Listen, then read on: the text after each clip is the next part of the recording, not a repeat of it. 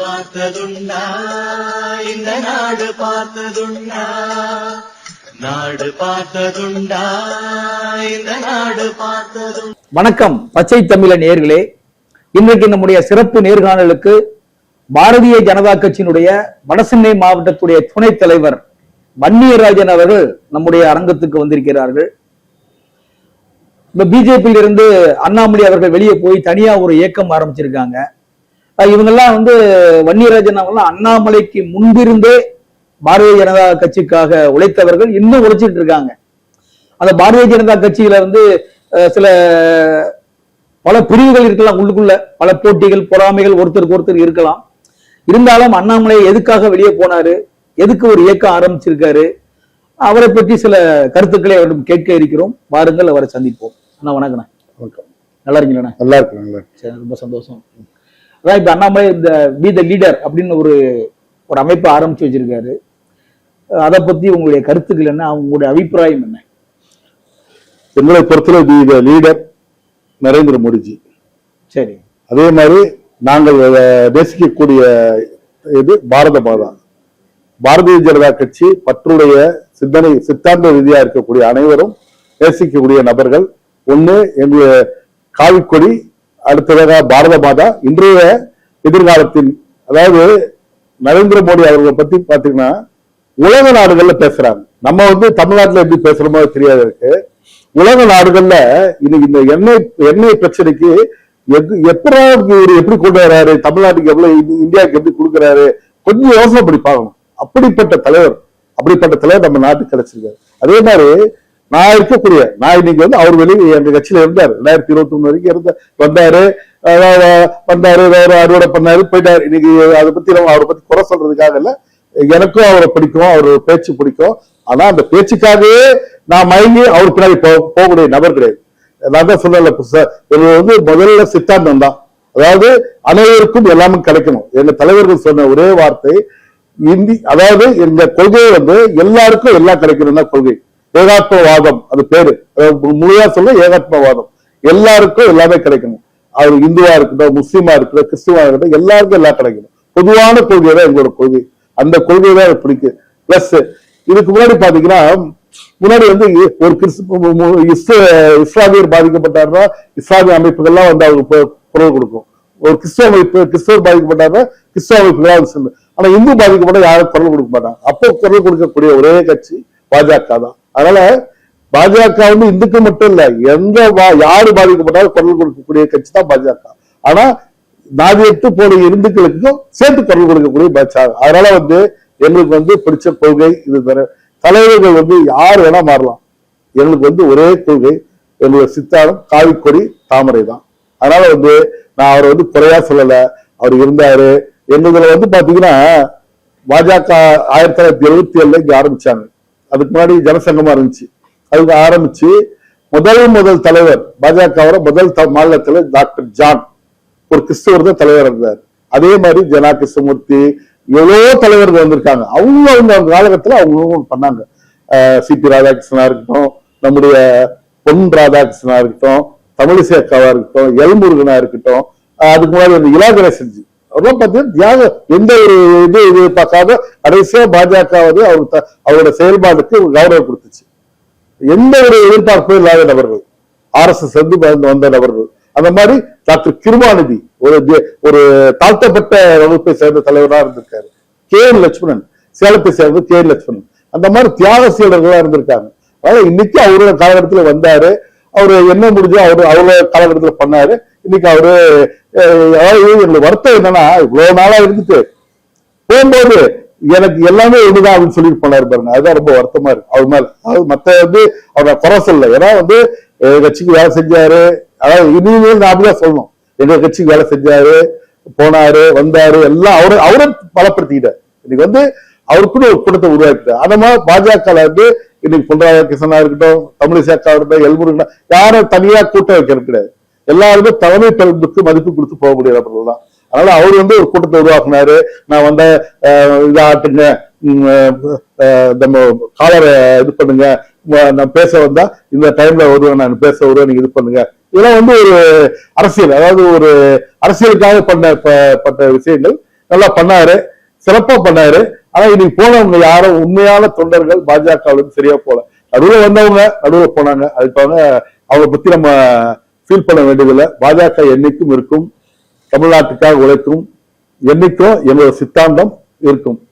இப்ப நீங்க பழைய தலைவர்களை பட்டியலிட்டீங்க, யார் யாரெல்லாம் இருந்தாங்க அப்படின்னு. அந்த தலைவருக்கு இல்லாத ஒரு எழுச்சி மக்களிடத்திலே அண்ணாமலைக்கு இருக்குல்ல? பேசலாமா? தாராளமா. அதாவது எந்த தலைவருக்கு இல்லாத எழுச்சி நீங்க சொல்ற, அதாவது எங்க தலைவர் பொன் ராதாகிருஷ்ணனை பத்தி உங்களுக்கு தெரியாது. அவர் சாதாரண இன்னைக்கு பிரம்மச்சாரி, சாதாரண வழக்கறிஞரா படிச்சு கன்னியாகுமரி இருந்து வந்து சாதாரண இன்னைக்கும் பாத்தீங்கன்னா அவர் வந்து கார்ல வருவார், தனியா தான் போவார். அவரு 2012 பாரதிய ஜனதா கட்சி ஆட்சிக்கு வரல. ஆட்சிக்கு வர்றதுக்கு முன்னாடி 2012 தாமரை சங்கமம் ஒரு மாநாடு நடத்துறாரு மதுரையில. 2 நாள் மாநாடு. முதல் 2 நாள் முன்னாடி மலையில அவ்வளவு எல்லாமே போயிடுச்சு. களத்துல இறங்கி இது பண்ணி அவ்வளவு தொண்டர்களை வர வச்சு நல்லா இது பண்ணி 2 நாள் அன்னைக்குதான் குஜராத் சிஎம் இருந்த நம்முடைய இன்றைய பாரத பிரதமர் குஜராத்தோட முதலமைச்சரா இருந்தார். அவர் அந்த நிகழ்ச்சி கலந்துக்கிட்டார். உலகமே போட்டு உத்தரவு தலைவர் வாஜ்பாய் கலந்துக்கிட்டாரு, எல்கே அத்வானி கலந்துக்கிட்டார். அப்படிப்பட்ட தலைவர்களை வச்சு மதுரையில மாநாடு நடத்தினாரு. எளிமையான நபர். அதாவது இன்னைக்கு வந்து அன்னைக்கு வந்து இளைஞர்கள் அவர் கலந்தார். அதாவது இன்னைக்கு காலகட்டத்தில் இவர் கலந்துருக்காரு. அன்னைக்கு காலகட்டத்தில் இளைஞர், நான் அன்னைக்கு வந்து இளைஞர், எனக்கு 48 வயசு ஆகுது. நான் சொல்றது ஒரு 15 வருஷம் 30 வயசுல பொன் ராதாகிருஷ்ணன் மாதிரி ஒரு லீடர்ஷிப் யாருக்கும் இல்ல. அவர்தான் ஒரு ஹீரோ. எங்களுக்கு அவர்தான் ஹீரோ. இன்னைக்கு வந்து இன்னைக்கு இருக்கவங்களுக்கு ஒரு ஹீரோவா இருக்கலாம். ஆனா என்னைக்கு ஒரே ஹீரோ எங்களுடைய தாமரை தான். இப்ப நீங்க பேசும்போது சொன்னீங்க அண்ணாமலை வந்தாருன்னா கூட்டத்துல கூப்பாடு போடுறாங்க, அந்த மப்பளர் எடுத்து சுத்துறாங்க, அதெல்லாம் அண்ணாமலை சொல்லிதான் பண்ணாங்களா? அதாவது சொன்னீங்க இல்ல, கண்டிப்பா அது சொல்ல அதாவது அண்ணாமலை சொல்லியிருக்கலாம், இல்ல அவர்களோட நிர்வாகிகள், அவருக்கு வேண்டியப்பட்ட நிர்வாகிகள். அதாவது எங்களுக்கு வந்து இந்த பப்ளர் ஊதுறது, விசை ஊதுறது கலாச்சாரம் கிடையாது. என்னைக்குமே பாஜக வந்து கை கூட தட்ட மாட்டோம் தலைவர்கள் பேசும்போது. ஆனா இப்ப அந்த கலாச்சாரம் உருவாயிருக்கு. அது வந்து யாரு உருவாக்குனான்னு சொல்ல முடியாது. உடனே அவரை கூட சொல்லிருக்கலாம். நான் வரும்போது முன்னாடி சொல்லுவாங்க, அதாவது அது உண்மையானு தெரியல, முன்னாடி வந்து கலைஞர் மேடையில பேசிட்டு இருப்பாரு, எம்ஜி ராமச்சந்திரன் வருவாரு. அந்த நேரத்துல அந்த காலத்துல நான் கேள்வி, அதாவது செய்வழி கேள்வியா நான் பார்க்கல, நான் பிறக்க கூட இல்ல. கலைஞர் பேசிட்டு இருப்பாரு, எம்ஜிஆர் அந்த நேரத்துல கரெக்டான நேரத்துல வருவாரு. வந்தோன்னா மக்கள் எல்லாம் பரபரப்பா, அந்த மாதிரி ஒரு பரபரப்பு இருக்கலாம். எம்ஜிஆர் சொல்லி பண்ணாங்களா இல்ல அண்ணாமலை சொல்லி பண்ணாங்க எனக்கு தெரியாது. அந்த பர்டிகுலர் நேரத்துல மட்டும் இந்த இதெல்லாம் நடக்கும். அது வந்து அவரோட வெளிப்பாடா இருக்கலாம், இல்ல அவர் வெளிப்படுத்திக்கிறதுக்கு உண்டான இதா இருக்கலாம். தமிழ்நாட்டுல நான் தான் இருக்கேன், வேற யாரும் இல்ல அப்படின்ற மாதிரி ஒரு பிம்பத்தை உருவாக்குறதுக்காக இருக்கலாம். அது எனக்கு கரெக்டா இதை சொல்ல தெரியல. இப்ப ஒரு கூட்டத்திலேயோ ஒரு மாநாட்டிலேயோ ஒரு 5 லட்சம் பேர் கலந்துக்கிறாங்க வச்சுக்கோங்க, பிஜேபி மாநாட்டுல. மேடையில பிரதமர் மோடி இருக்காங்க, ஒரு அமித்ஷா எல்லாருமே இருக்கிறாங்க, பெரிய பெரிய தலைவர்லாம் இருக்கிறாங்க. அப்போ வந்து அவர் அண்ணாமலை பேரை உச்சரிக்கும் போது கூட்டத்துல ஒரே ஆர்ப்பரிப்பு. நீங்க சொல்றதை பார்த்து அவர் தான் சொல்லியிருக்காருன்னா அந்த 5 லட்சம் பேர்ல ஒரு 1 லட்சம் பேர் அவர் சொல்றதை கேட்கலாம், கூட்டிக்கலாம். ஆனா கூட்டமே மொத்தமா ஆர்ப்பரிக்குதே. நீங்க சொல்லலாம், அதாவது கூட்டமே மொத்தமா ஆர்ப்பரிக்குது இல்ல. அந்த இடத்துல வந்து நீங்க நானும் அந்த மாதிரி மேடைகள்ல பாத்துருக்கேன். நானும் அந்த மாதிரி சுத்தம் கிடையாது. நான் அதான் சொன்னேன், இதாவது கலாச்சாரம் அது கிடையாதுன்னு சொல்லல. புதியவர்கள் வருவாங்க, நிறைய பேர் வருவாங்க, ஆர்வத்துல சுத்துவாங்க. நானும் மப்ளர் தான் போட்டுட்டு நல்லா அமைதியா உட்கார்ந்தார். வயசானவங்களும் அதை பண்றாங்களே, சில பேர் பண்ணலாம், சில பேர் பிடிச்சிருக்கலாம், அவரோட இது பிடிச்சிருக்கலாம். சொல்றது இதுக்கு போனவங்க கூட அந்த மாதிரி சொன்னீங்க, ஒரே நாள்ல கூட 10 லட்சம் பேர் மெம்பர், அதுல 10 லட்சத்துல ஒரு 2 லட்சம் பேருக்கு சுத்தி இருக்கலாம், இல்ல 50,000 பேர் சுத்தலாம். ஆனா எல்லாருமே சுத்துவாங்கன்னு சொல்ல முடியாது. இல்ல அவர் சொல்லிதான் பண்ணிருப்பாங்க நீங்க சொல்றீங்க. அதாவது அவரு சொல்லுங்க, நான் வந்து என்னோட யூகத்துல சொல்றேன். அதாவது என்ன வந்து மிகைப்பாடுத்து காப்பிக்கணும். தலைவர்கள் டெல்லி தலைவர்கள் வரும்போது தமிழ்நாட்டுல நான் தான் அப்படின்றதுல அவரு அந்த வேலையை கரெக்டா பண்ணாரு. இப்ப நயனார் நாகேந்திரன் இருக்காரு, அவரோட முன்னாள் அமைச்சர் தான், அதிமுக இருந்து வந்தவர் தான், இங்கே வந்து 10 வருஷமா இருந்தவர் தான், எல்லாம் பண்ண. அவர் வராரு, தனிமையா எளிமையா போறாரு. கட்சி அவருக்கு ஒன்றும் பெருசா கொடுக்கல, 20,000 பாதுகாப்பு எல்லாமே பண்ணுச்சு. கட்சி தலைமை இளைஞர், நம்ம தமிழ்நாட்டுக்கு ஒரு இளைஞர் வரணும்னு சொல்லிட்டு பண்ண சில விஷயங்கள் கருத்து வேறுபாடுகள், ஏதாவது கருத்து வேறுபாடுன்னு சொல்ல முடியாது, சில முரண்பாடான கருத்துக்களா இருக்கும். அவருக்கு இருக்கா இல்ல மேல இருக்கலாம், ஆனா அவர் போனாரு. அதனால நான் வந்து பெருசா எடுத்துட்டு என்னைக்கும் பாஜக இருக்கும். இல்ல இன்னொரு பேச்சு அடிபடுது என்னன்னா, அண்ணாமலை வந்து தனியா போய் ஒரு இயக்கம் ஆரம்பிச்சிருக்காரு. அது செப்டம்பர்ல ஒரு அரசியல் கட்சியா உருவாக போகுது. ஆனா வந்து தன் கட்சியில இருந்து வெளியே போகும்போது அவர் நேரா போய் டெல்லிக்கு போய் கட்சியுடைய தலைவரையும் அமித்ஷா சந்திச்சு பேசியிருக்காரு. அவங்க என்ன சொல்றாங்க, மக்கள் மத்தியில ஒரு எண்ணம், அதாவது பிஜேபியுடைய ஒரு தனியா ஒரு இயக்கத்தை ஆரம்பிச்சு தன்னை பலப்படுத்திக்கிட்டு எலெக்ஷன் சமயத்துல ரெண்டு பேரும் இணையிற மாதிரி ஒரு பிஜேபியை பலப்படுத்துறதுக்காக அண்ணாமலை வந்து தனியா ஒரு டீம் உருவாக்குறாரு. அது வந்து தலைமை மாநில சென்ட்ரல்ல கட்சியுடைய தலைமை சொல்லிதான் இவர் இந்த முடிவு எடுக்கிறாரு அப்படிங்கிற மாதிரி பேசுறாங்களே. இல்ல அந்த மாதிரி எனக்கு தெரியல. என்னைக்குமே சென்ட்ரல் மத்திய அரசோட நல்ல அந்த கடைசியா ஒரு ரிசைன்மெண்ட் வரும்போது கூட நீங்க சொல்லாம இருக்கலாம், நான் சொல்றேன். ரொம்ப நேரம் அமித்ஷா கிட்ட பேசிட்டு வந்தாரு, நல்லா பேசிட்டு தான் வந்தாரு, மோடி கிட்ட இது பண்ணிட்டு வந்தாரு. நீங்க சொல்லலாம், உங்க கருத்து எனக்கு தெரியாது.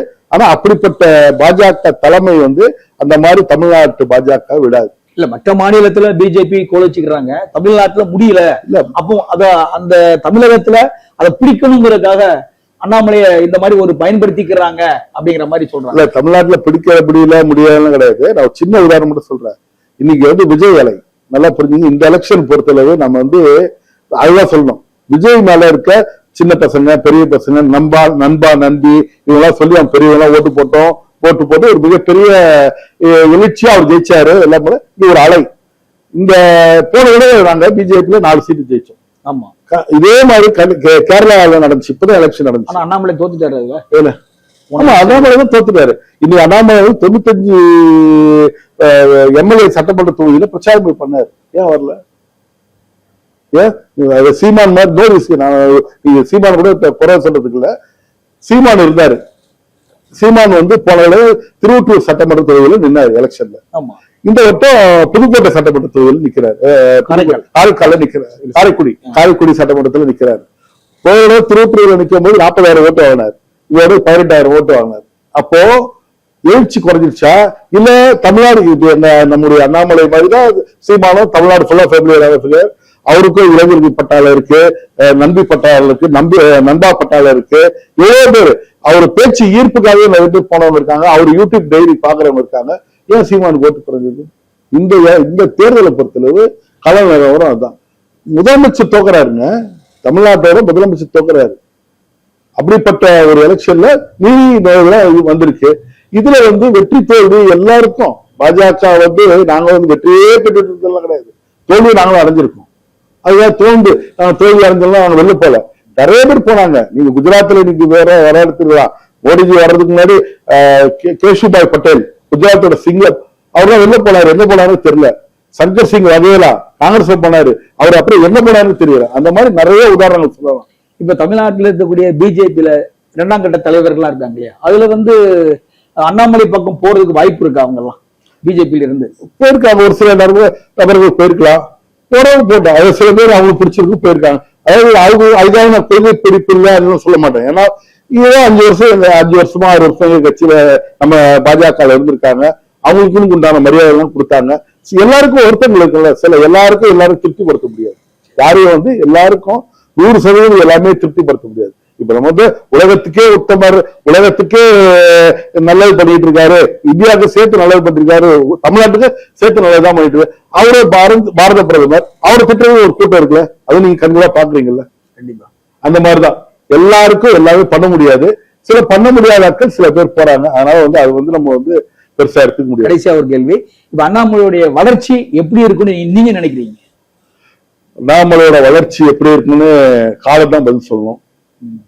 அவ்வளவுதான் சொல்ல முடியும். சரி, எனக்கு தெரிஞ்சு சீமான் மாதிரி ஆகாம இருந்தா நல்லது. சரி, நன்றிண்ணே, வணக்கம்.